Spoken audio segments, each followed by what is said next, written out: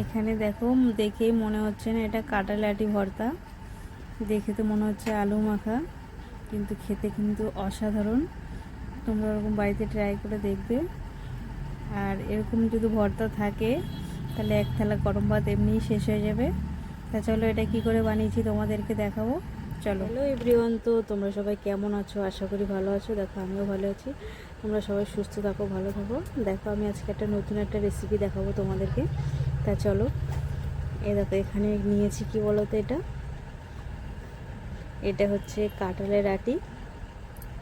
ভালো করে ছাড়িয়ে পরিষ্কার করে ধুয়ে আমি সেদ্ধ করে নিয়েছি প্রেসারে। আর এখানে নিয়ে নিয়েছি লঙ্কা ভাজা, শুকনো লঙ্কা ভাজা, ওখানে লবণ, আর এখানে দেখতে পাচ্ছ পেঁয়াজ ভাজা। আর আমি লঙ্কা ভেজেছিলাম তখন লঙ্কার সঙ্গে তেলটা একটু ভেজে নিয়েছি, কাঁচা গন্ধটা চলে গেছে। তা চলো আমি এটাকে এখন মেখে তোমাদেরকে দেখাবো। দেখো সেদ্ধ হয়ে গেছে, নরম হয়ে গেছে। এভাবে এটাকে মেখে নেব। এটা একটু শক্ত শক্তই থাকে, একদম মিহিন হয় না। তা চলো মেখে আমি দেখাবো। এখানে দেখো দানা কটা আমি ভালো করে গুলিয়ে নিয়েছি, আর লঙ্কা ভাজাটা লবণ দিয়ে ভালো করে আবার একটু মেখে নিয়েছি।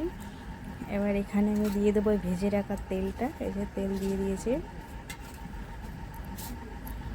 দিয়ে সব একসঙ্গে এটাকে আমি মাখবো।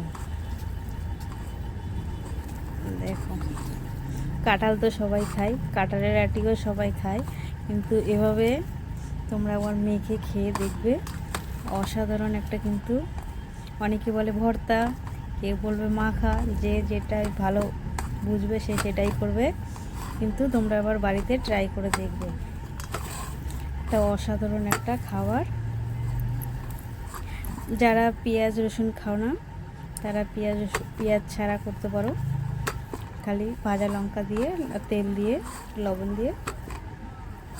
তা চলো দেখো, দেখতে তো খুবই ভালো লাগছে। তা দেখো আমার এখানে কাঁঠালের দানা মাখা হয়ে গেছে।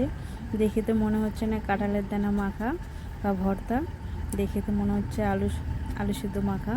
দেখতে তো খুবই ভালো লাগছে, খেতেও কিন্তু অসাধারণ লাগবে। তোমরা ওরকম বাড়িতে বানিয়ে খাবে, খুব সুন্দর লাগবে খেতে। তা চলো কে কে খাবে চলে আসবে।